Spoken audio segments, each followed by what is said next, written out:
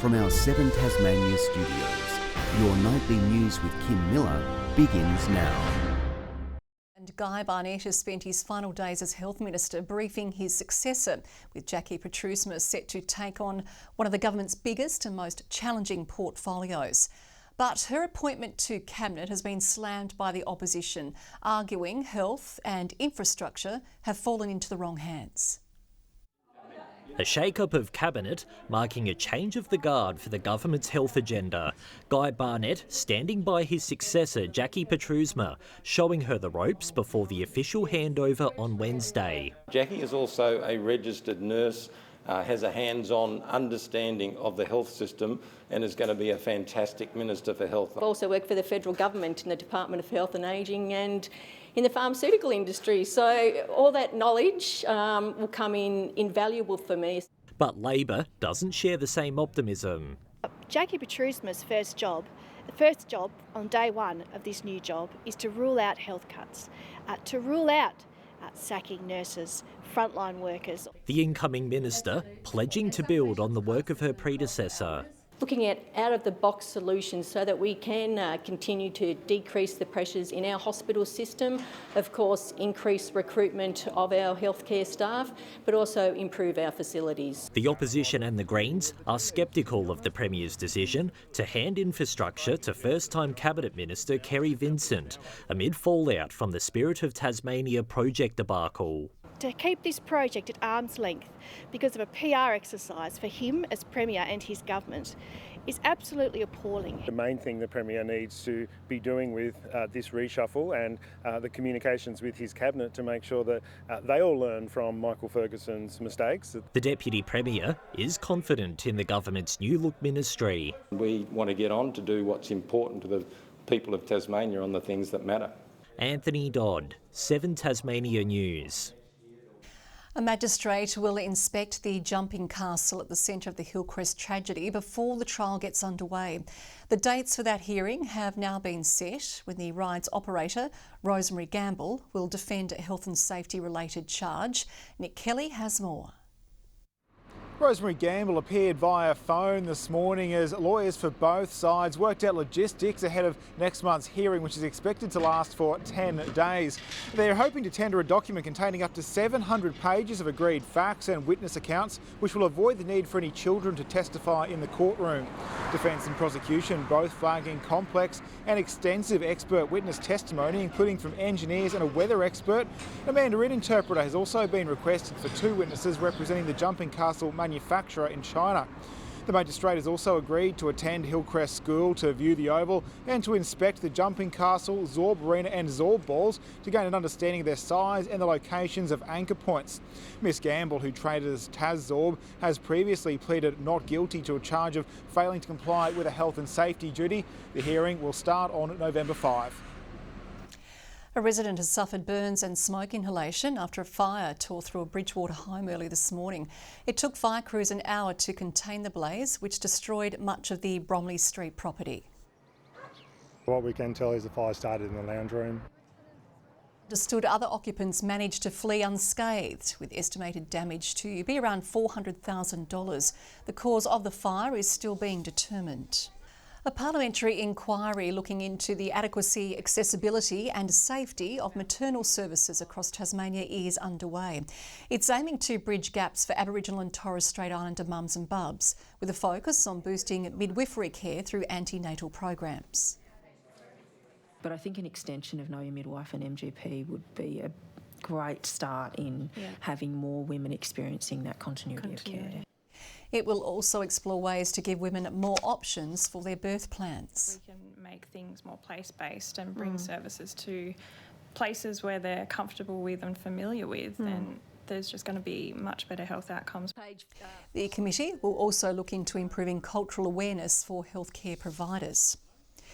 Industrial action continues to ripple through Tasmanian health services, this time at Tas IVF and the Hobart Specialist Day Hospital.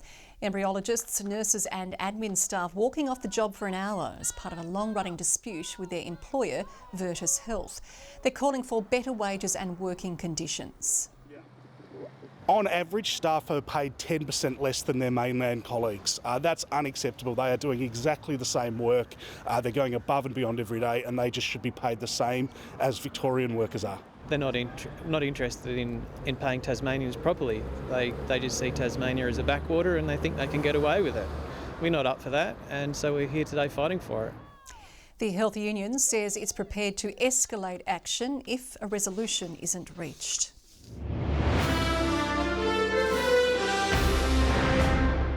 The Greens have accused the government of using artificial intelligence to intentionally prop up the case for the Kangaroo Bay Hotel project. The party's deputy leader urging Planning Minister Felix Ellis to reassess his decision to progress the controversial development. This is laughable, and it makes a mockery of the major projects process, and it fundamentally undermines the credibility of Minister Felix Ellis's major projects declaration. But the government says it's not unusual to use AI in the assessment process, standing by the figures for how many jobs the project would create. Tasrail has captured vision of a frightening close call between a train and a truck in Ulverston. The train was approaching an intersection when the truck darts in front, just metres from disaster. The level crossing lights were flashing at the time, but the truck driver appears to ignore the warnings as it crosses in front of the oncoming train. Tasrail says it's a reminder to stop, look, listen and think. A Tasmanian mum is using her lived experience as a teen parent to help break down the cycle of generational disadvantage. Her new charity aims to support those who need it most. It's often said it takes a village to raise a child. Mothers Ebony and Bernadette know the struggles that come with being a parent. I fell pregnant at 15. It was a struggle. You know, there was no plan set in place. I was the first person in my school. I was the first person in my family to be a teenage parent. I had my son Damien when I was 16. I'm a grandmother now. Bernadette's own pregnancy journey inspiring her to start Seed Futures. We're working directly with government departments to be able to meet the needs and stop these young families that are so precious to us from falling through the gaps. Using her lived experience and others to pave the way for more preventative intervention opportunities. In Australia, we have 45,300 children going into out-of-home care every year. It's hoped more families in Tasmania can access the support they need, especially for first-time parents navigating the system. The system that is very disjointed. For me personally, I had experiences where I would have to put my baby on a bus, I would have to go to one place only to be told to go to another place because I wasn't at the right place. The charity hoping to break down barriers during the earliest stages of childhood. No one gives you a tool like a toolbox or a rule book. If we can actually care for these young babies from conception until 2 years across the first 1,000 days, we can actually see future generations flourish. Rebecca Gaidaneris at 7, Tasmania News. Tasmanians experiencing mental health illness now have access to support accommodation in Claremont. The 14-unit group home facility aims to provide a safe place to call home with access to 24/7 support. Need an environment which is calm and safe, very airy, lots of glass, beautiful views. The new facility also part of the government's plan to boost housing supplies across Tasmania. Go towards our target of 10,000 social and affordable homes by 2032. The building's located close to retail, transport and recreational spaces for the tenants. An initiative helping the learning journey of young Tasmanians with disabilities has been launched. Woolworths teaming up with St Giles to create an immersive simulated supermarket space, enabling participants to learn retail and general life skills. 19-year-old Ethan Hill is getting his head around the skills required to serve someone at the Woolies checkout, like how to scan items and weigh fruit. So you put them on there, on the scales, click fruit and veg here. Helping young people with disabilities to interact with others and simulate what it's like to work in the real world. Rather than a fully operational store, a room is set up to look like an actual Woolworths supermarket. It's hoped it will teach vital skills to those that live with disability as participants navigate life in the community. This is genuine employment training, so these are skills that will support participants to find meaningful employment, retail operation, shelf packing, but even things like literacy and numeracy skills. The Launceston program is the 80th mini Woolies that has opened across Australia and New Zealand. For us, we actually saw the opportunity there of how we could actually give these practical experiences to young Australians. While Ethan is enjoying the work experience the mini Woolworths is offering, he, like any young man, has his own dreams for the future. To be pizza chef at Juice Cafe. Melinda Ogden, 7 Tasmania News. Creatives are showing off their work as part of the Huon Valley Studio Art Trail, which launched today. Now in its 5th year, the trail provides a glimpse into the diverse collection of works by artisans living in the valley. The Huon Valley is a place where producers, artists and creatives tend to gather. So it's a chance to connect with these artists, connect with these makers, connect with these creators, have a look at the art and also spread a bit of economic benefit around the region. The volume of people that came last year was amazing. I was blown away. But you don't get that opportunity for that many people to actually see your artwork in person. And, you know, the feedback from other artists, it's nice to open up the studio for people to come. The exhibition will open to the public from this weekend. The beachside town of Bicheno is home to the state's newest millionaire, the local man bagging himself over $1.2 million from Saturday's Tats Lotto. The first thing he'll buy is a new lawnmower. The unregistered ticket purchased from the Bicheno News Agency was one of 4 Division 1 winning entries.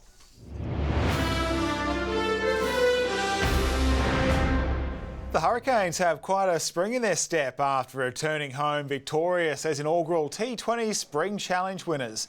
It might just be a pre-season hit out, but the nail-biting final ball win gives the coach plenty of confidence for what lies ahead. The build-up and just the effort we've put in the off-season and the pre-season, even in the last couple of years, just building up to the strength that we are now. There's plenty to take out of the tournament that we've just played and really looking forward to seeing them transfer it into the big one, which is WBBL. They kick off their WBBL campaign at home in Bellerive against the Thunder next Monday. After a thumping 69 off 60 balls from Mitch Huon, Tasmania has made it to 277 on day 2 of their Shield final rematch at the Wacker. Huon returning after lunch to claim Mitch Marsh on 9 after Jake Doran and Kieran Elliott teamed up to make short work of both openers. The match is still in progress in the West. The hosts 4 for 100 a short time ago. Another set of Tigers have also been in Perth, but it will be a long trip home for our Hockey 1 sides. The women failing to recover from a high-scoring first quarter, losing their round 2 match 6-3. The men's encounter with the Thundersticks ending in a scoreless draw. Scott Roth says the Jackies are making small improvements despite slumping to a 2-5 season start, falling just short against the 36ers last night. We got a little anxious and probably a little impatient in some areas. And that was enough to obviously sway the momentum back to them. And we threw a few loose turnovers, and I mean, you let a team like that get away and hit a few threes, it changes the story. They next play the Bullets in Brisbane on Saturday. And there's no fairy tale ending for Hobart's Alana Smith, losing the WNBA final to New York Liberty in a Game 5 nail-biter.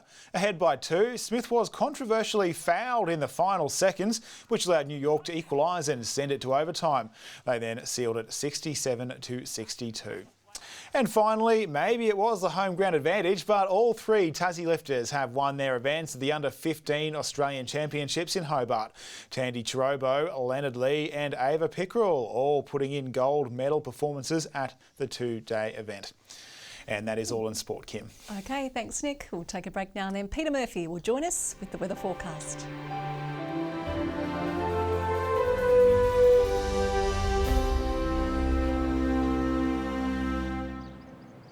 Good evening, happy Monday to you all. Hobart 20 degrees today, Launceston reached 21, cooler in Devonport and Burnie 17 the maximum. Ouse was our top with 24 degrees, temperatures above average except for the west and central plateau. Grove 23, Strawn 20, Friendly Beaches 19 and 18 recorded just about everywhere else. Some low cloud over the northeast today, but mostly fine clear skies over the state today. A long cloud band stretches from the central WA coast through to the Southern Ocean, some cloud over the Kimberley and the Queensland coast Crest as well. Tomorrow we have a front on our doorstep as a high ridges over Western and South Australia. A low sits over the Pilbara, extending a trough towards Victoria. North to northeasterly winds up to 30 knots, a bit slacker over Bass Strait and over the inland waters. Strong wind warning from St Helens all the way around to Stanley. Into Tuesday we go, and Hobart expects a shower. Top of 25 though, 20 for Adventure Bay, becoming windy. A shower for Tarraleah, 23 the maximum. Launceston a top of 23 and partly cloudy, 18 for Devonport, 19 the top for Bridport. For Burnie tomorrow, 18 degrees and partly cloudy, 21 for Strawn, Marrawar mostly sunny and 20 degrees. St Helens a high of 22 and partly cloudy, just a shower for Swansea, 25 there and 21 on Flinders Island. An early shower over the northeast on Wednesday with more developing later from the west. Showers into Thursday as temperatures cool a little. Fine on Friday though, apart from a shower over the west. Partly cloudy in Perth and Adelaide, a sunny 30 on the way in Melbourne, sunny as well in Sydney, 23. 28 in Brisbane and fine, however a shower over the tropics. Cloudy in Hobart, 17 at the moment, clear in Launceston, 18 currently and 16 right now in Devonport. Great to see you back in the chair, Kim, after that nasty bout of laryngitis. And I guess it would have been a real big struggle for your husband Pete not being able to hear you talk for the last 2 weeks. Just gave me a nicer break from you, didn't it? That is all your news for now. I'll be back later with updates. Thanks for joining us. Good night.